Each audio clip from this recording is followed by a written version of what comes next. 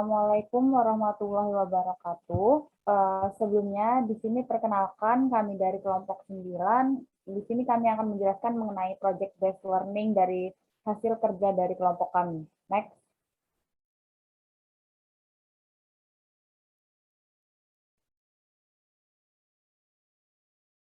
Kelompok kami beranggotakan satu Nurul Hasanah, lalu Ninyo Menari Murti, Alvina Della Berta, saya sendiri Cindy Veronica, ada Lincia Cecilia, Sevira Rahma Armara, dan Febriana Cynthia Arya.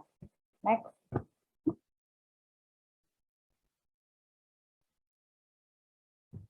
Materi yang pertama yaitu analisis aktivitas pendanaan yang akan dibacakan oleh saya. Next slide.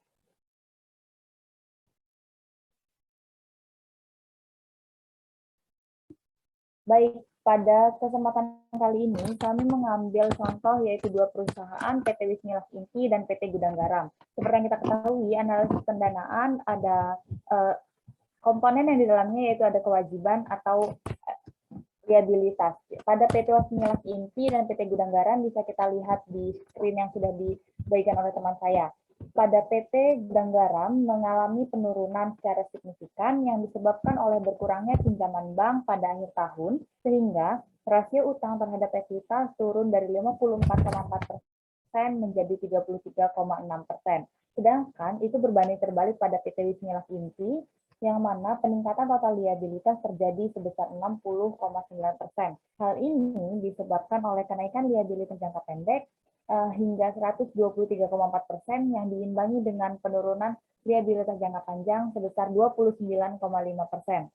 Kenaikan ini juga disebabkan oleh kenaikan utang usaha dan lain-lain sebesar 181,3 miliar, serta kenaikan utang pajak sebesar 27,1 miliar. Kenaikan utang usaha dan lain-lain terutama disebabkan oleh peningkatan utang kepada kantor bea dan cukai, serta kantor kas negara sebesar 150,1 miliar.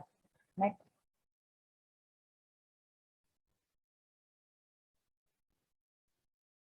Lalu pada sisi ekuitas, pada PT Gudang Garam dan PT Wismilas Inti Makmur. Yang pertama, PT Gudang Garam bisa kita lihat bahwa rasio utang terhadap ekuitas turun dari 54,4% menjadi 33,6%. Aset lancarnya lebih 4,9% lebih rendah pada akhir tahun, sementara aset tidak lancarnya meningkat sebesar 7,9% yang disebabkan juga oleh peningkatan aset tetap. Selain itu juga saldo laba naik sebesar 15,3% yang menjadi 57,3 triliun, lalu mendorong peningkatan ekuitas sebesar 50,9 triliun menjadi 58,5 triliun. Lalu pada PT Wismilas Inti Makmur, bisa kita lihat bahwa peningkatan total ekuitas perseroan hingga 14,8% menjadi 1.614,4 miliar, terutama disebabkan oleh peningkatan saldo laba yang belum ditentukan penggunaannya. Lalu, PT Wismilas Inti juga membukukan laba usaha sebesar 204,9 miliar, yang melonjak sebesar 615%,1 dari tahun 2019.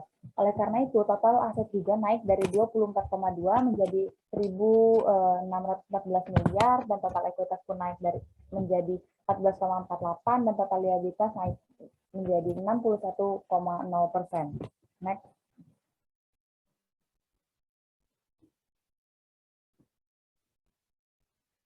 Lalu pada PT Wismilas dan PT Gudang Garam bisa kita lihat bahwa rasio solvabilitas dan dari kedua belah sisi.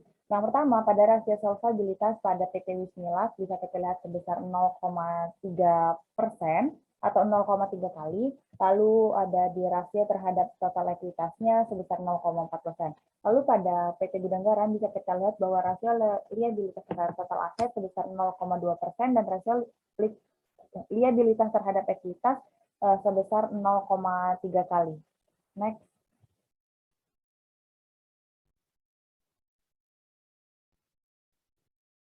Lalu ada penerapan PSAK yang dilakukan oleh PT Gudang Garam dan PT Wismilas Inti Makmur. Pada PT Gudang Garam, mereka sudah menerapkan PSAK dan dicantumkan pada laporan keuangan mereka. Yang pertama, mereka menerapkan tingkat diskonto tunggal untuk portofolio sewa dengan karakteristik serupa. Lalu mereka juga menerapkan pengecualian untuk tidak mengakui aset hak guna dan liabilitas sewa. Lalu mereka juga mengecualikan biaya langsung awal dari pengukuran aset hak guna pada penyerapan awal, dan mereka juga menggunakan tinjauan ke belakang ketika menentukan masa sewa jika kontrak mengandung opsi memperpanjang atau menghentikan sewa. Pada case ini, PSAK 73 sudah diterapkan pada PT Gudang Garam.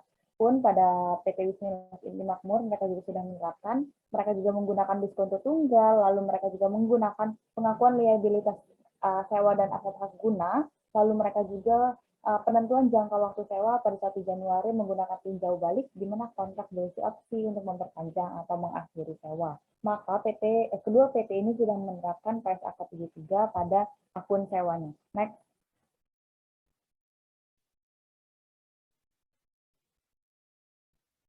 Materi selanjutnya akan dilanjutkan oleh teman saya. Terima kasih. Materi selanjutnya akan saya lanjutkan, yaitu analisis aktivitas investasi. Next. Nah, alat analisis pertama untuk analisis aktivitas investasi yaitu rasio likuiditas.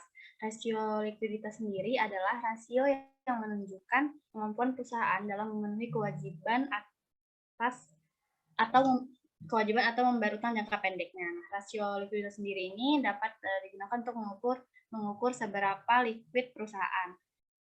Jenis-jenis rasio likuiditas sendiri ada 3, yaitu current ratio, quick ratio, dan cash ratio.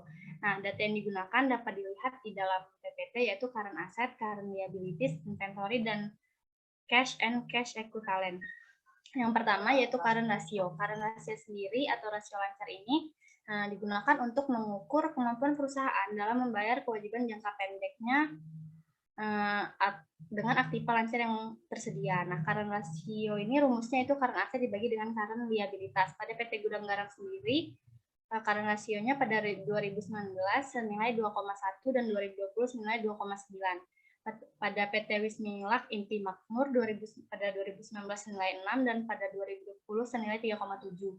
Untuk current rasio yang baik yaitu nilainya di atas 1. Nah, jika current rasio perusahaan di atas 1, maka menunjukkan bahwa perusahaan memiliki kinerja keuangan yang baik dan dapat memenuhi kewajiban jangka pendeknya dengan aset yang tersedia. Nah, kedua perusahaan pada 2019 maupun 2020 sama-sama memiliki current rasio di atas 1. Hal ini menunjukkan bahwa kedua perusahaan sama-sama dapat memenuhi kewajiban jangka pendeknya dengan aktiva lancar yang mereka miliki dan memberikan jaminan lebih aman kepada para investor. Selanjutnya yaitu quick ratio. Quick ratio sendiri rumusnya yaitu current asset dikurangi dengan inventory dibagi dengan current liabilitas. Current ratio digunakan untuk current ratio sendiri digunakan untuk menunjukkan kemampuan perusahaan dalam membayar kewajiban atau utang lancar dengan aktiva lancar tanpa perhitungan persediaannya. Nah, untuk quick ratio yang baik yaitu nilainya di atas 1. Pada PT Gudang Garam sendiri, baik di tahun 2019 dan 2020 sama-sama memiliki nilai di bawah 1 seperti dapat dilihat di dalam PPT. Hal ini menunjukkan bahwa perusahaan tidak bisa menggunakan asetnya untuk melunasi hutang jangka pendeknya. Nah, pada PT Wismilak Inti Makmur memiliki quick ratio pada 2019 senilai 2,5 dan pada 2020 senilai 1,7. Karena pada kedua tahun tersebut memiliki nilai di atas 1, berarti PT Wismilak Inti Makmur memiliki nilai quick ratio yang baik, yang berarti bahwa perusahaan dapat melunasi kewajiban jangka pendeknya dengan menggunakan aset lancar tanpa perhitungan persediaan. Selanjutnya, cash ratio dan cash ratio. Cash ratio sendiri merupakan perbandingan antara total kas dan setara kas dengan kewajiban jangka pendeknya. Hal ini menunjukkan kemampuan perusahaan dalam menutupi hutangnya dengan kas dan setara kas yang mereka miliki. Untuk cash ratio yang baik yaitu nilainya di atas 1. Pada PT Gudang Garam sendiri, baik di tahun 2019 maupun 2020 ini, cash ratio-nya sama-sama di bawah 1, yaitu 0,1 dan 0,3. Hal ini menunjukkan bahwa PT Gudang Garam tidak memiliki kas atau setara kas yang cukup untuk memenuhi kewajiban jangka pendeknya. Selanjutnya, pada PT Wismilak Inti Makmur sendiri memiliki nilai cash ratio yaitu pada 2019 1,7 dan pada 2020 1,2. Nah, ini kan di atas 1, berarti PT Wismilak Inti Makmur memiliki nilai cash ratio yang baik, menunjukkan bahwa perusahaan memiliki uang kas ataupun setara kas yang cukup untuk memenuhi atau membayar kewajiban jangka pendeknya, dan membuat para investor untuk lebih tertarik melakukan investasi di perusahaan. Kesimpulannya, untuk rasio likuiditas sendiri, PT Wismilak Inti Makmur memiliki keunggulan yang lebih baik dibanding PT Gudang Garam. Next. Selanjutnya, alat analisis yang kedua yaitu return on asset. Return on asset sendiri merupakan mengacu untuk mengukur kinerja operasional perusahaan dalam menghasilkan labanya. Nah, semakin tinggi angka return on asset ini, maka akan semakin baik kinerja perusahaan. Nah, dilihat data yang digunakan untuk mengukur return on asset yaitu total laba bersih dan total aset. Hasil perhitungan yang didapat pada PT Gudang Garam di 2019 yaitu senilai 13,8% dan pada 2020 9,8%. Selanjutnya pada PT Wismilak Inti Makmur pada 2019 senilai 2,1% dan pada 2020 senilai 10,60%. Nah, secara keseluruhan kedua perusahaan ini sama-sama memiliki nilai ROA yang baik. Nah, hal ini tuh menunjukkan bahwa kedua perusahaan sama-sama mengelola aset perusahaan dengan efektif dan efisien sehingga dapat menghasilkan laba sebesar-besarnya. Nah, sekian presentasi dari saya. Presentasi selanjutnya akan dilanjutkan oleh teman sekelompok saya.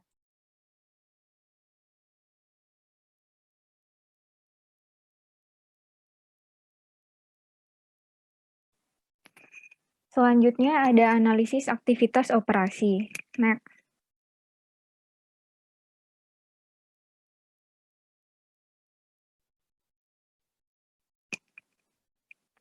Berikut adalah laporan laba rugi komprehensif dari PT Gudang Garam Tbk. Next. Penjualan atau pendapatan usaha. Pendapatan penjualan pada tahun 2020 nilainya adalah sebesar 114,5 triliun, meningkat 3,6% dibanding pendapatan penjualan pada tahun 2019, yang nilainya 110 triliun. Walaupun dengan adanya penurunan volume penjualan sebesar 6,5% menjadi 89,7 miliar batang. Pendapatan pada PT Gudang Garam Tbk diukur sebesar imbalan yang ditetapkan dalam kontrak dengan pelanggan. Perseroan dan entitas anak mengakui pendapatan ketika perseroan dan entitas anak mengalihkan pengendalian atas suatu barang kepada pelanggan. Pada laporan keuangan PT Gudang Garam Tbk, disebutkan bahwa pelanggan memperoleh pengendalian atas barang ketika barang dikirim kepada pelanggan. Faktur diterbitkan dan pendapatan diakui pada waktu tersebut. Faktur biasanya terutang dalam waktu 7-30 hari.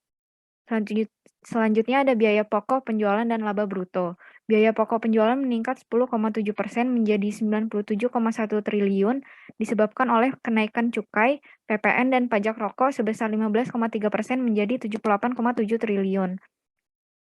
Kenaikan cukai disertai dengan penurunan volume penjualan menyebabkan margin laba bruto turun dari 20,6% pada tahun 2019 menjadi 15,2% pada tahun 2020.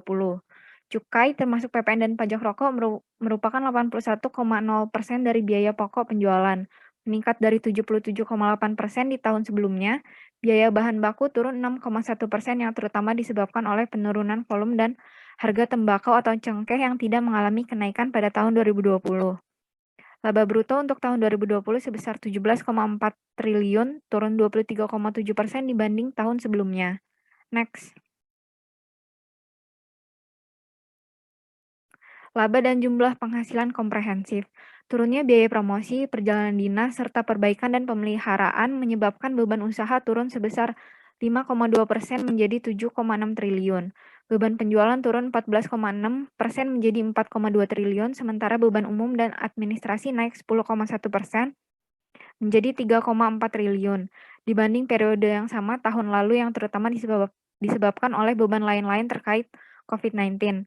Beban bunga turun 34,6% menjadi 382,7 miliar, terutama disebabkan penurunan saldo rata-rata pinjaman bank sebesar 27% dari tahun sebelumnya, dan penurunan biaya pinjaman bank rata-rata sebesar 0,8% dibandingkan tahun 2019.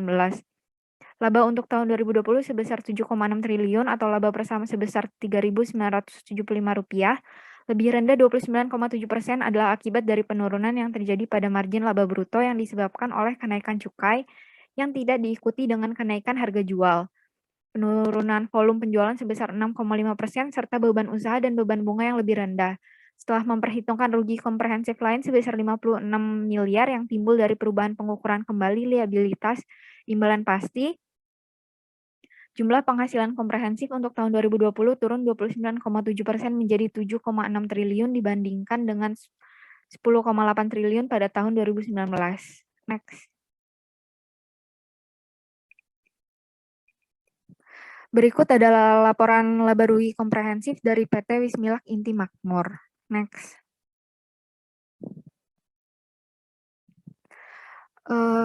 Yang pertama ada penjualan neto. Penjualan neto tahun 2020 pada PT Wismilak Inti Makmur Tbk terlihat mengalami kenaikan sebesar 43,1% menjadi 1,994,1 miliar disebabkan oleh kenaikan penjualan SKT dan SKM, masing-masing sebesar 20,9% dan 63,8%, serta didorong oleh penjualan produk-produk baru.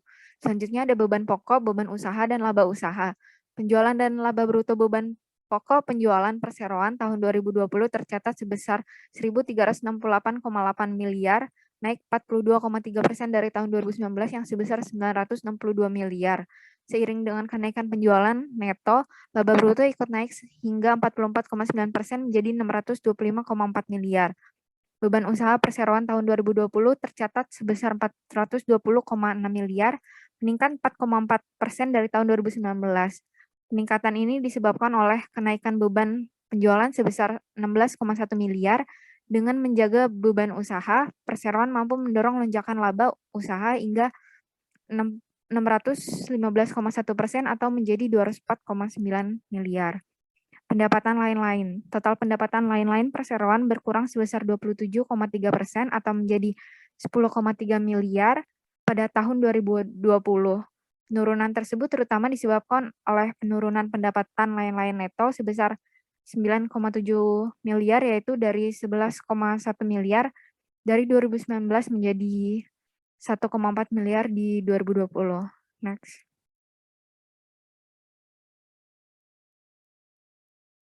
Laba tahun berjalan dan laba komprehensif tahun berjalan. Laba tahun berjalan perseroan pada 2020 mencapai 172,5 miliar, melonjak 531,3% dibandingkan 2019. Lonjakan ini disebabkan oleh meningkatnya laba usaha yang diimbangi dengan kenaikan beban pajak penghasilan hingga 174,7%, yaitu dari 15,5 miliar pada 2019 menjadi 42,7 miliar pada 2020.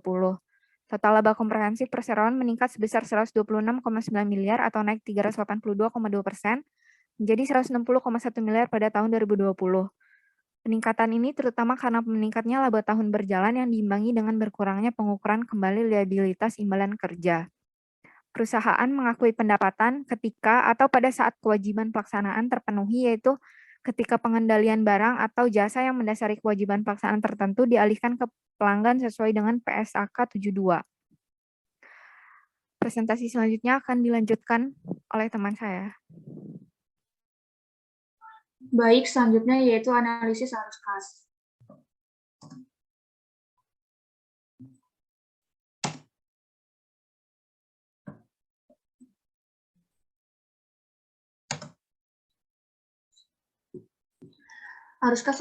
Arus kas aktivitas operasi ini memberikan gambaran tentang seberapa baik operasi bisnis perusahaan dalam menghasilkan uang tunai.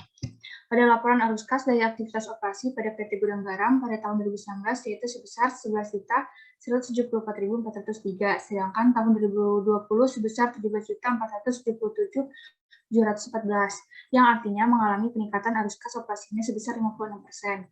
Peningkatan yang terjadi pada arus kas operasi pada PT Gudang Garam terutama disebabkan oleh kenaikan penerimaan kas dari pelanggan. Sedangkan pada PT Wismilak arus kas dari aktivitas operasi pada tahun 2019 yaitu 199.249.244, Sedangkan tahun 2020 arus kas operasinya yaitu sebesar 215.551.537 yang artinya mengalami peningkatan sebesar 8%. Peningkatan tersebut terutama disebabkan oleh kenaikan penerimaan kas dari pelanggan sebesar 572,8 miliar, seiring dengan meningkatnya penerimaan dengan kenaikan pembayaran ke pemasok. Selanjutnya yaitu terdapat arus kas investasi. Pada arus kas aktivitas investasi yaitu berguna untuk mengetahui seberapa besar belanja modal perusahaan dalam satu periode. Jika dilihat dari laporan arus kas dari aktivitas investasi pada PT Gudang Garam pada tahun 2019 yaitu sebesar min 4.718.278 dan tahun 2020 arus kas investasinya sebesar min 5.048.267, yaitu terjadi perubahan sebesar 6,9%.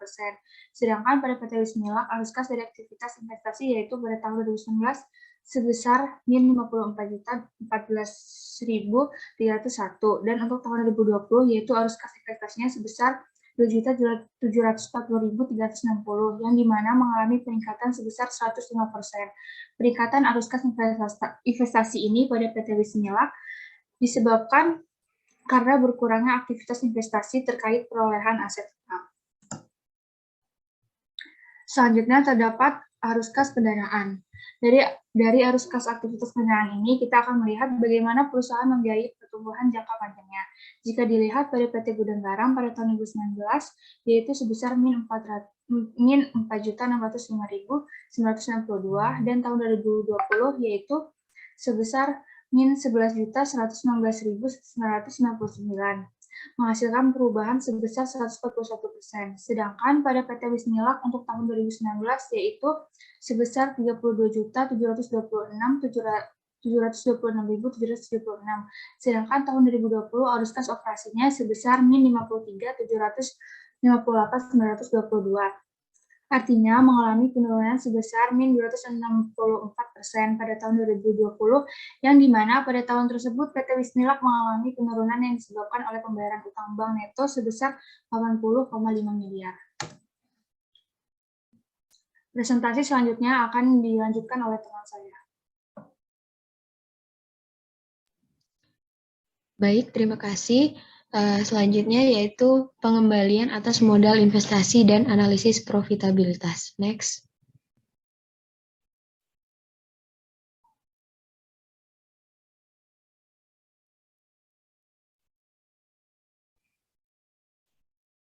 Yang pertama yaitu pengembalian atas aset operasi neto atau RNOA. Sudah disajikan, yaitu bisa dilihat average net operating asset dari kedua perusahaan tersebut dan NOPAT net operating profit after tax dari kedua perusahaan tersebut. Next.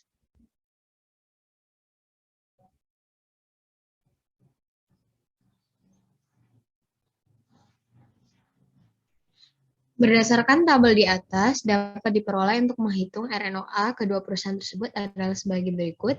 PT Gudang Garam di tahun 2019 sebesar 0,22, lalu di tahun 2020 sebesar 0,13, dan PT Wismilak sebesar 0,026 di tahun 2019, dan di tahun 2020 sebesar 0,15.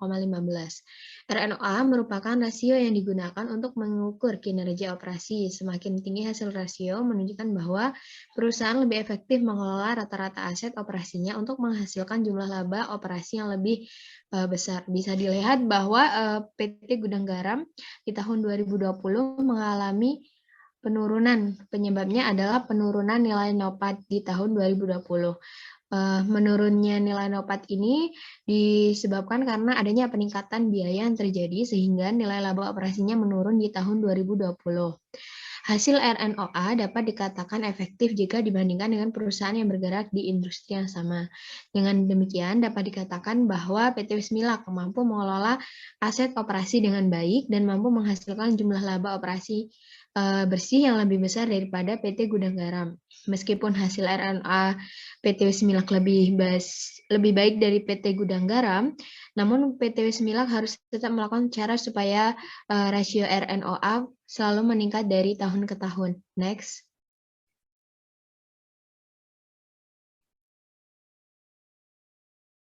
Selanjutnya yaitu pengembalian atas ekuitas saham biasa atau ROCE. PT Gudang Garam Tbk di tahun 2020 mengalami penurunan, sedangkan untuk PT Wismilak di tahun 2020 mengalami kenaikan. Penurunan ini disebabkan oleh peningkatan beban pokok penjualan karena naiknya biaya bahan baku. Semakin tinggi nilai ROCE, maka semakin tinggi kesempatan untuk memperoleh investor karena semakin tinggi keuntungan yang akan diperoleh. Setelah melakukan perhitungan ROCE dari kedua perusahaan tersebut, diketahui bahwa dari tahun 2019 sampai 2020, rasio ROCE PT Wismilak mengalami kenaikan yang artinya semakin tinggi kesempatan bagi PT Wismilak untuk memperoleh investor jika dibandingkan dengan PT Gudang Garam. Next.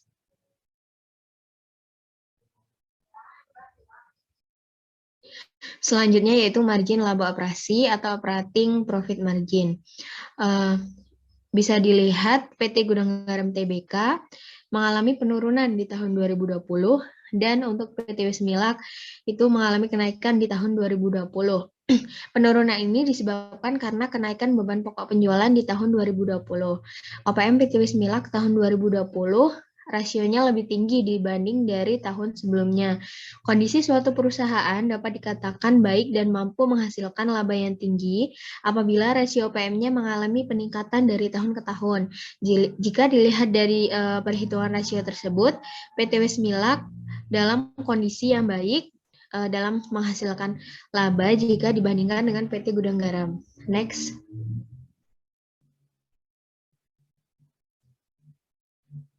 Yang terakhir yaitu perputaran aset.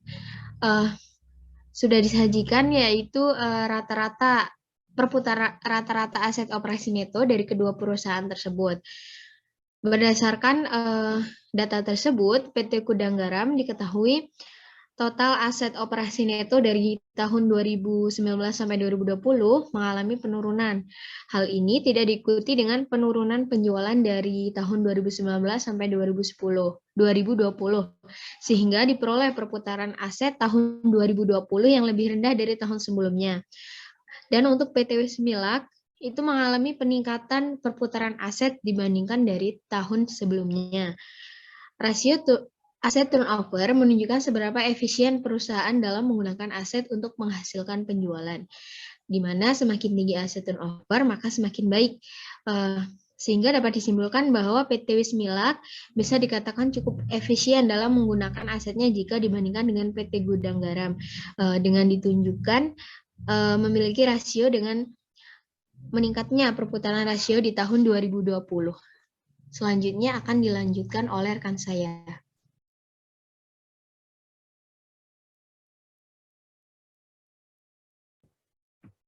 Baik, selanjutnya akan menjelaskan mengenai analisis prospektif. Next.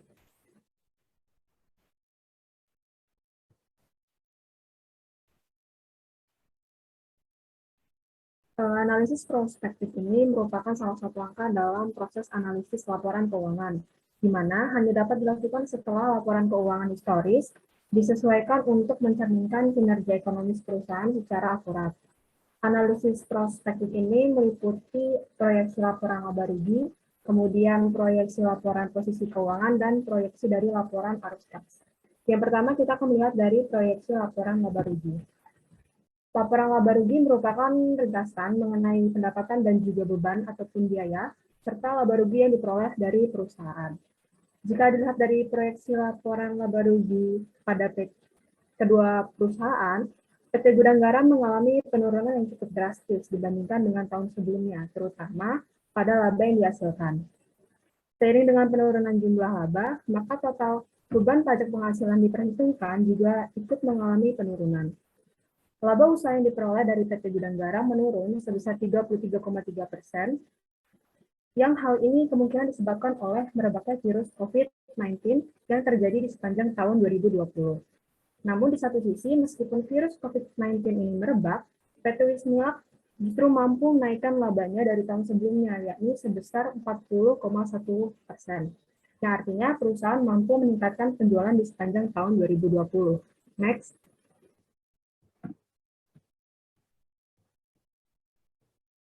Selanjutnya kita akan melihat dari proyeksi laporan posisi keuangan. Jika kita lihat dari elemen aset lancar PT Gudang Garam, PT Gudang Garam ini mengalami perubahan, yakni sebesar 4,88%.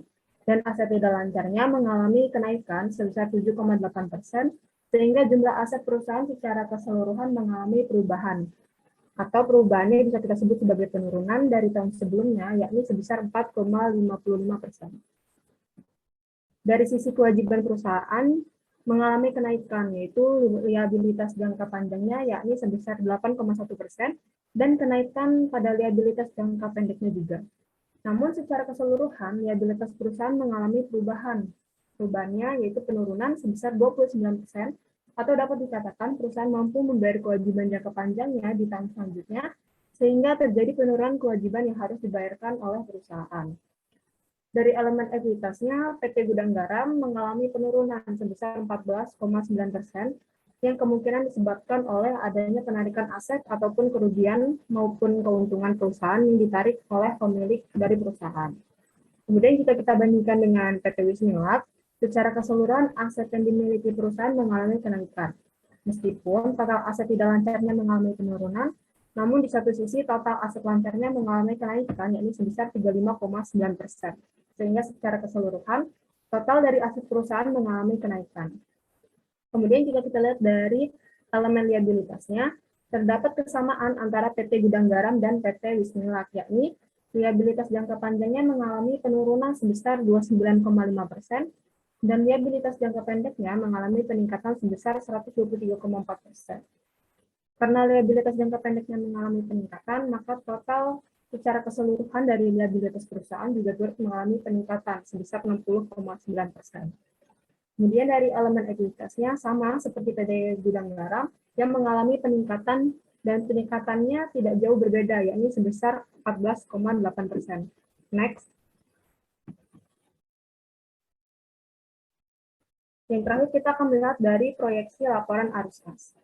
Keadaan arus kas dari PT Gudang Garam mengalami kenaikan dari setiap jenis aktivitasnya, yakni pada aktivitas operasi mengalami kenaikan sebesar 56,4%, aktivitas investasinya sebesar 18,4%, dan aktivitas pendanaannya sebesar 144%. Jumlah kenaikan dari setiap aktivitasnya tergolong sangatlah signifikan. Berdasarkan analisis per komponennya, diketahui bahwa arus kas masuk dari PT Gudang Garam sebagian besar dihasilkan dari aktivitas operasi dan aktivitas pendanaan. Hal ini dikarenakan kas operasi merupakan sumber kas internal utama yang digunakan untuk kegiatan perusahaan, baik bagi kegiatan operasi. Sedangkan pada aktivitas pendanaan merupakan kas masuk eksternal yang biasanya berupa pinjaman dari bank. Untuk PT Wismilak sendiri, keadaan arus kasnya cenderung mengalami kenaikan, yakni dari aktivitas operasi mengalami kenaikan sebesar 8,2%, dan dari aktivitas investasi mengalami kenaikan sebesar 105,1%. Di satu sisi, arus kas dari aktivitas pendanaan mengalami penurunan yang cukup signifikan, yakni sebesar 264,3% dari tahun sebelumnya. Materi selanjutnya akan disampaikan oleh rekan saya.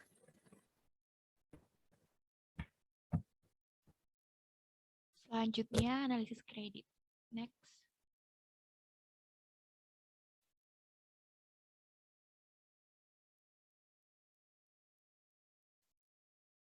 Yang pertama, analisis kredit yang kami lakukan berfokus pada liquidity and working capital perusahaan. Yang pertama ada cash-based ratio measures dari perusahaan PT Wismilak dan PT Gudang Garam. Yang pertama ada cash to current ratio, asset ratio. Nah, dari PT Gudang Garam ini nilai perusahaan adalah sebesar 0,0964376 atau 9,6%, dan PT Wismilak sebesar 0,33319 atau 33%. Nah, dari perhitungan ini, aset PT Wismilak lebih liquid dibandingkan aset dari PT Gudang Garam. Rasio ini menyiratkan bahwa PT Wismilak memiliki persentase yang lebih tinggi dari aset lancar perusahaan adalah dalam bentuk uang tunai dan aset liquid lainnya, sehingga dapat dianggap bahwa menghasilkan arus kas yang cukup dari operasi yang sedang berlangsung untuk menjaga perusahaan dalam posisi yang aman. Nah, karena persentase cash to current ratio gudang garam ini terbilang kecil, bisa dikatakan bahwa perusahaan ini memiliki aset liquid yang tidak banyak. Dan mungkin saja mereka lebih bergantung pada aset lancar lainnya seperti piutang untuk melunasi hutang-hutangnya. Nah, hal yang dikhawatirkan yang paling parah adalah mengarah pada inovabilitas dan kebangkrutan. Nah, yang selanjutnya ada cash to current liabilities ratio. Nah, dari perhitungan ini, PT Wismilak memiliki nilai yang lebih besar. Hal ini menggambarkan bahwa kas yang tersedia untuk membayar kewajiban lancar perusahaan lebih besar dibandingkan dengan PT Gudang Garam. Sehingga Wismilak ini dapat dengan mudah menutupi semua hutangnya dan tetap memiliki saldo kas untuk keperluan lainnya. Karena rasio kas terhadap kewajiban lancar PT Gudang Garam kurang dari 1 ini mengidentifikasikan bahwa perusahaan memiliki kelayakan kredit yang rendah karena Gudang Garam tidak memiliki kas dan setara kas yang cukup untuk membayar kewajibannya. Next.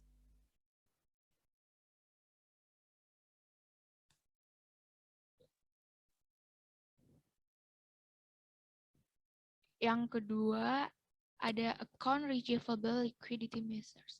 Yang A ada account receivable turnover.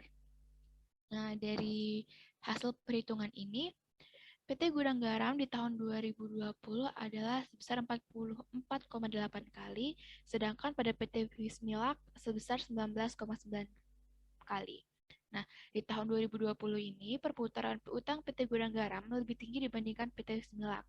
Hal ini karena perputarannya semakin cepat, menandakan bahwa Gudang Garam ini mampu menagih piutangnya secara efisien, dan mereka memiliki proporsi pelanggan yang mampu dan berkualitas dalam membayar hutangnya secara cepat. Nah, selain itu, kebijakan kredit yang ditetapkan oleh Gudang Garam ini juga terbilang sudah efektif. Hal ini dapat kita lihat dari jumlah penjualan secara kredit yang cukup besar, namun diimbangi dengan rasio perputaran piutang yang tinggi pula. Selanjutnya yang B ada receivables collection period. Nah, dari hasil perhitungan tersebut menunjukkan bahwa PT Gudang Garam dapat mengubah piutang menjadi kas selama 8 hari dan PT Wismilak selama 18 hari. Kebijakan kredit yang ditetapkan oleh kedua perusahaan ini untuk mengumpulkan piutangnya dalam jangka waktu 30 hari. Nah, hal ini menunjukkan bahwa kebijakan kredit kedua perusahaan sudah memenuhi target pada pelaksanaannya. Dan dapat kita lihat bahwa PT Gudang Garam ini memiliki periode yang lebih singkat. Next.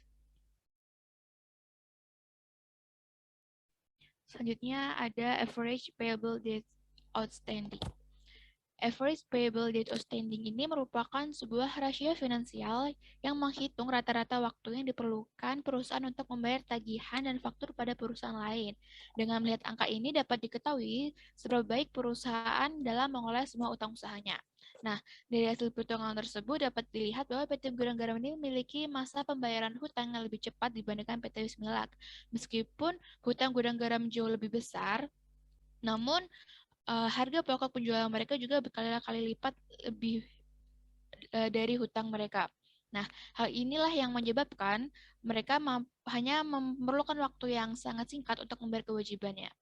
Next. Dan yang terakhir ada net trade cycle analysis. Nah, dari perhitungan tersebut dapat kita lihat bahwa PT Gudang Garam ini memiliki nilai NTC analisis yang lebih rendah dibandingkan PT Wismilak.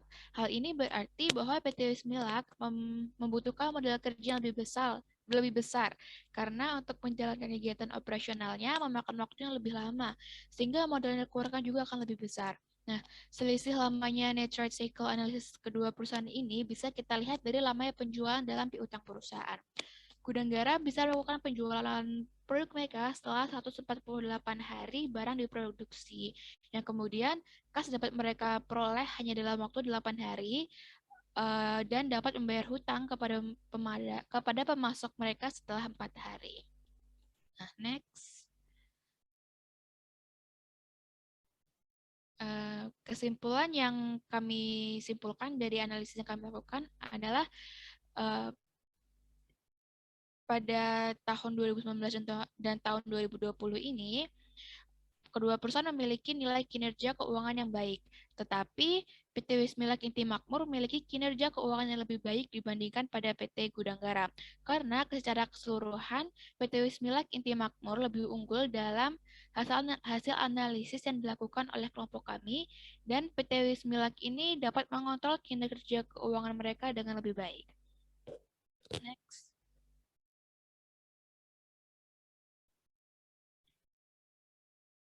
Demikian presentasi dari kelompok kami. Kami mohon maaf jika ada kesalahan. Terima kasih.